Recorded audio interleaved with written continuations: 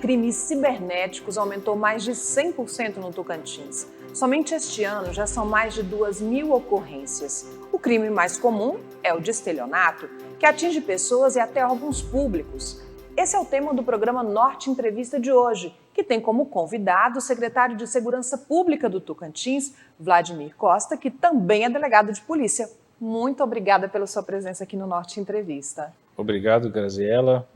Meus cumprimentos a todos que nos estão assistindo nesse momento.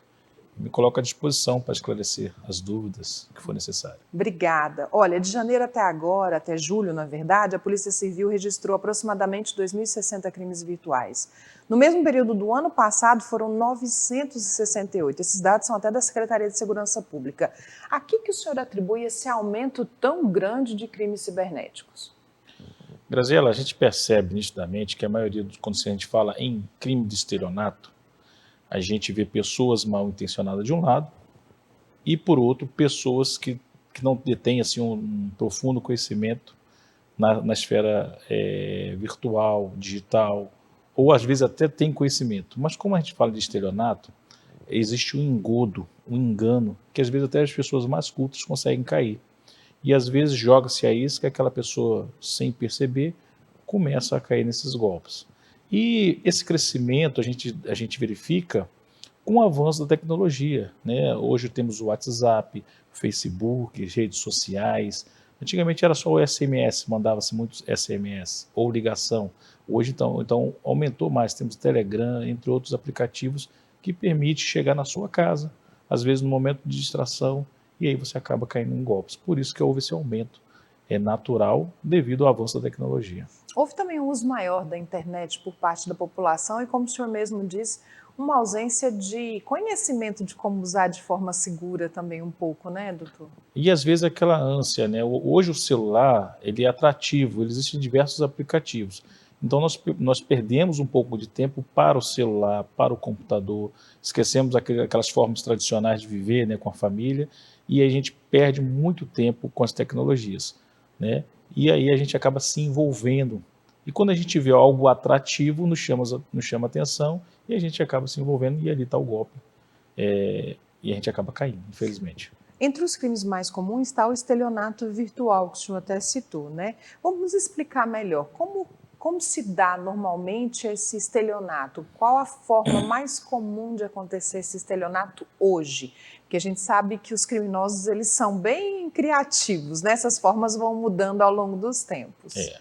O golpista está sempre oferecendo vantagem, buscando vantagens, né? Então ele trabalha dentro de um engodo, né, de algo atrativo que chama atenção, e em regra é a questão financeira. Nós temos também a questão sexual, por exemplo, os crimes falsos, em que às vezes o agente que age, a pessoa que age contra o cidadão, ele passa por um policial, passa por um delegado de polícia, uma autoridade, traz uma imagem de uma jovem no Facebook e às vezes atraído sexualmente pelaquela jovem, ele acaba se envolvendo e ao final tem o golpe para oferir lucro. Então todos eles objetivamente ele visa o lucro, né? Só que o engodo que é mudado. Às vezes diretamente a ganância financeira, às vezes a questão sexual ou outras formas que atraem as pessoas. A gente tem ameaças, calúnias, difamação, injúria, que também são praticadas virtualmente. Que tipo desses crimes vocês têm verificado mais aqui no Tocantins, secretário? A ameaça é bastante registrada. A injúria também, né? Você ofender as pessoas diretamente no seu perfil. A calúnia, às vezes, acusando as pessoas, quase todos eles são comuns no Tocantins. Porque as pessoas levaram para a rede social aquela rotina comum que ela tinha das agressões, né? A pessoa me ofende, eu vou querer ofender também com palavras piores. Ou ela é minha inimiga, eu vou acusar ela de alguma forma de ofender a honra dessa pessoa. E então trouxe as questões pessoais para o mundo virtual. Porém, quando ela faz no mundo virtual, ela deixa os seus rastros, ela deixa a sua prova ali registrada. Ainda que ela apague futuramente, as pessoas geralmente tiram um print das telas, existe todo um mecanismo de coleta de provas virtuais. Então ela deixa todos os seus indícios, todos os vestígios necessários para a produção de provas, né, coleta de informação necessárias para ela fazer, aí depois futuramente ela vai produzir a prova contra si mesma, quando ela usa esse ambiente virtual. Então a internet, ela sai do mundo pessoal, vai para o mundo virtual, acreditando que será intangível, ou seja, ela às vezes acredita que ela não vai ser pega, não vai ser, olha, aqui eu posso criar um perfil falso, posso denigrir a imagem de quem eu quero e jamais serei identificado. Isso é uma falácia, né? Hoje existem mecanismos suficientes para poder rastrear os perfis junto ao WhatsApp, junto ao Facebook, as redes sociais, para se chegar na autoria. Então aquele convívio direto que às vezes muitas pessoas tinham, né? Olha, eu vou na delegacia porque fulano falou isso. Aí eu precisaria de testemunha. Hoje não, eu tenho a tela do computador, do celular que eu printo e consigo produzir essa prova. Ou seja, mais fácil ainda de punir o agressor. É mais fácil. Secretário, quais as orientações que a Secretaria dá para a gente evitar esses golpes, principalmente os golpes de estelionato? Como eu falei, primeiramente, os golpes de estelionato, ele tem um engodo. Em regra, na sua grande maioria, é financeiro. Ninguém te dá um dinheiro se você não trabalhar ou tiver por merecer. Então, olha, exemplo, golpe do Pix, existem diversos golpes. Então, quando você começa a perceber valores em que vai sair da sua conta, do seu bolso, fazer Pix, etc., você tem que ter cautela. Se você vai comprar alguma coisa na internet, também tem que ter cautela. Vai vender alguma coisa na internet, tem que ter cautela. Toda e qualquer ação no mundo virtual, a cautela é a melhor palavra que tem para definir. Então, você ao perceber que alguém está te oferecendo uma vantagem que você, em tese, não fez nada por merecer, primeiro alerta. Olha, está me oferecendo aqui que eu vou ganhar 20 mil reais se eu depositar 2 mil reais.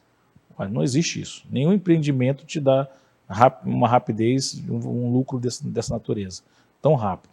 Então, você tem que observar e fazer o seu primeiro alerta.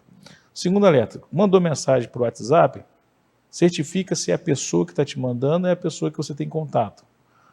Em regra, você tem lá uma imagem, uma câmera que você pode fazer uma ligação por vídeo, né? Você já constata se é a pessoa. Não consigo fazer por vídeo, que a internet está ruim, pede um áudio, que você consegue às vezes ouvir. Mas o engodo às vezes é tão grande que mesmo com áudio, você acredita que aquela voz seja da pessoa que está do outro lado, que você conhece às vezes.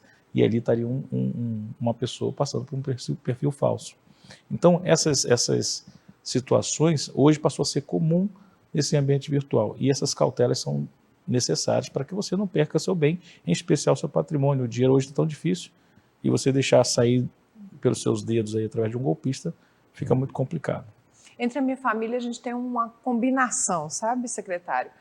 Pediu dinheiro, tem que ligar para confirmar. Primeiro, a gente não pede pelo WhatsApp, a gente liga, até porque é parente, né? Então, parente, se pedir dinheiro, liga e, olha, você pode depositar para mim, porque é melhor do que mensagem, né?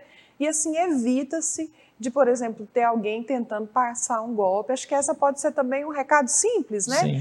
Vai comprar alguma coisa, como é que você vai comprar alguma coisa sem ver o bem, sem ver se ele não está com defeito, se ele existe mesmo, né? Então, essas cautelas que o senhor falou, tem dinheiro envolvido, toma o máximo de cuidado. E dados também, tem muita gente passando dados para desconhecidos na internet. Os dados, nós temos aí situações que houve vazamento de dados, né? Diversas empresas, setores públicos, houve vazamentos aí na rede social.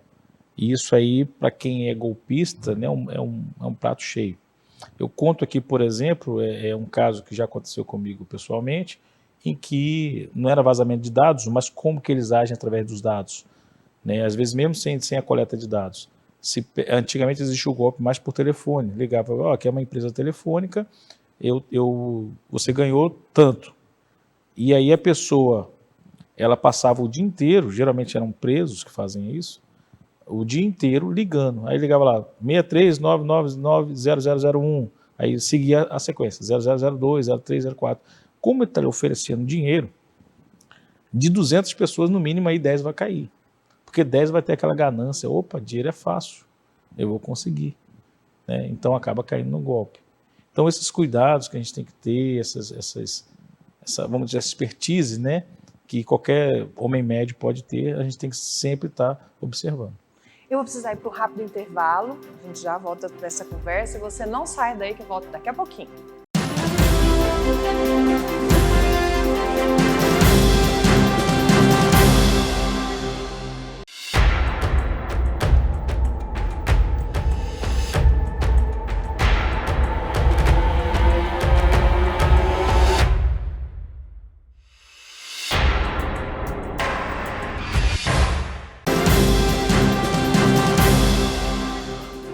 Estamos de volta, obrigada pela sua audiência. Secretário, quais são as cidades do estado que têm equipe especializada em investigação de crimes virtuais? Naquelas que não têm, no caso de registro de crimes, como é que a secretaria organiza para que eles sejam investigados?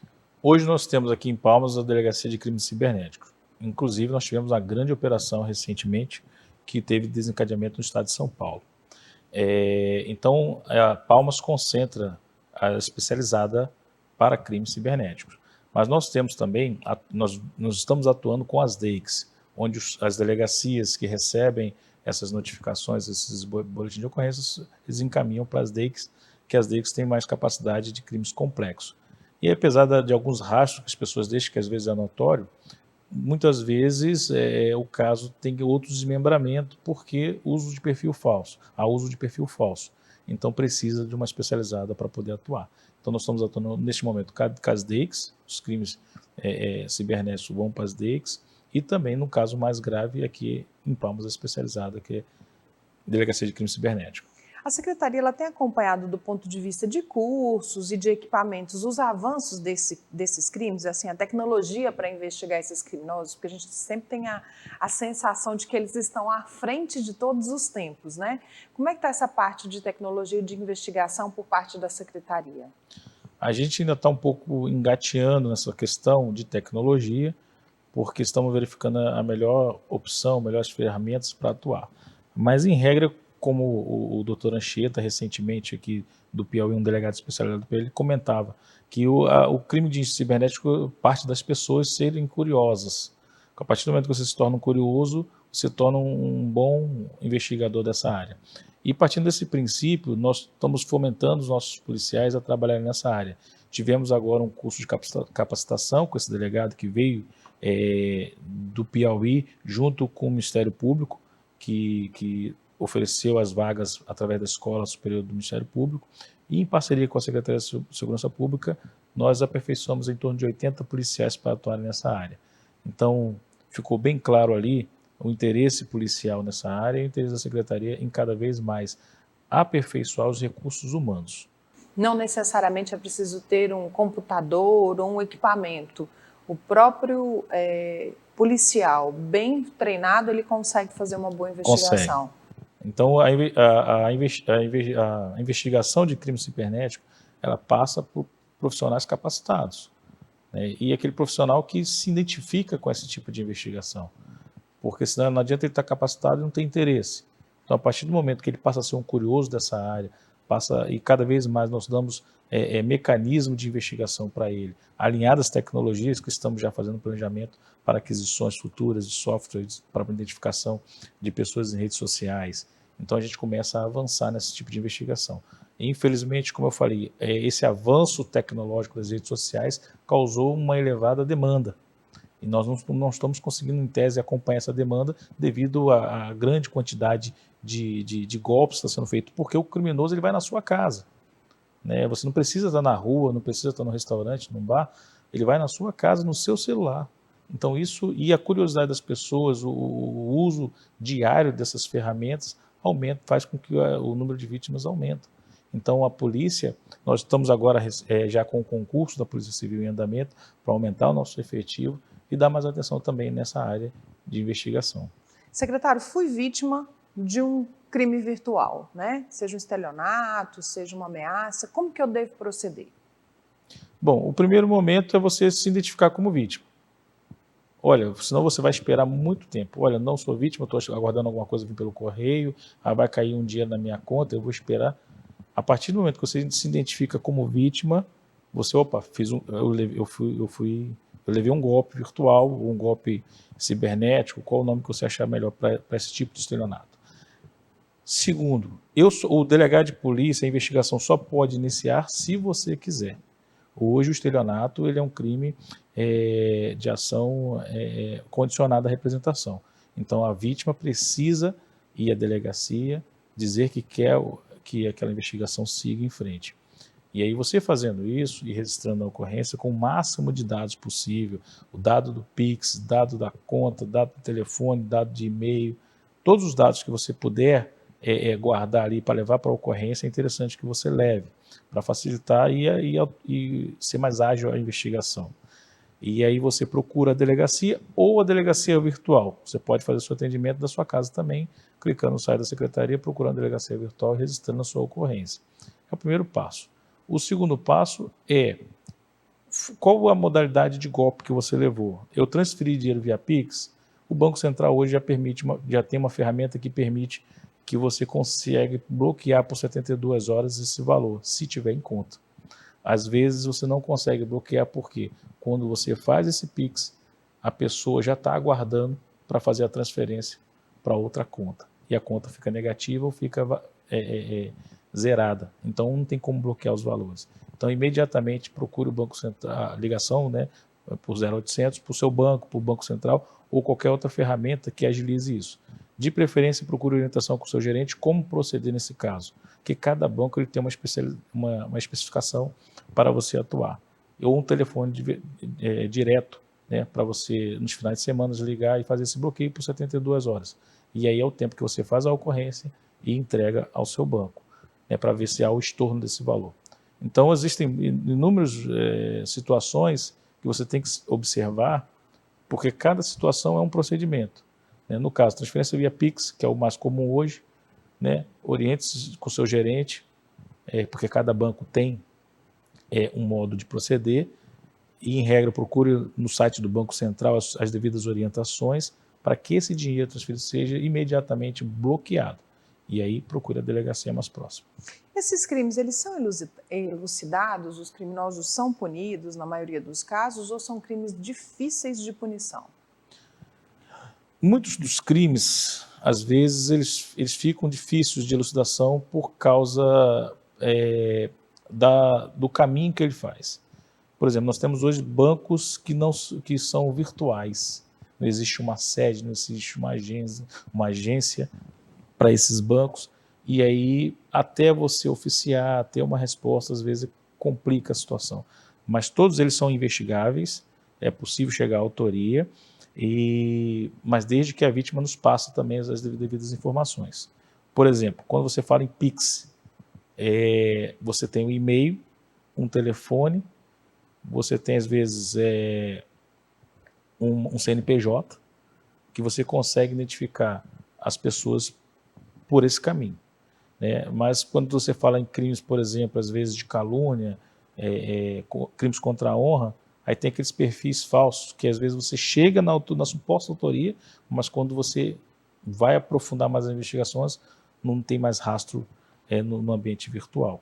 É uma investigação também um pouco mais longa, vamos dizer assim, demora um pouco mais. Algumas são até mais fáceis, né, quando realmente o autor se entrega praticamente. Exemplo, ele coloca o número telefônico e quando a gente pede o cadastro, bate com a pessoa. Então ficou fácil. Mas o golpista profissional ele não vai fazer isso. Então a gente precisa de mais tempo para rastreá-lo.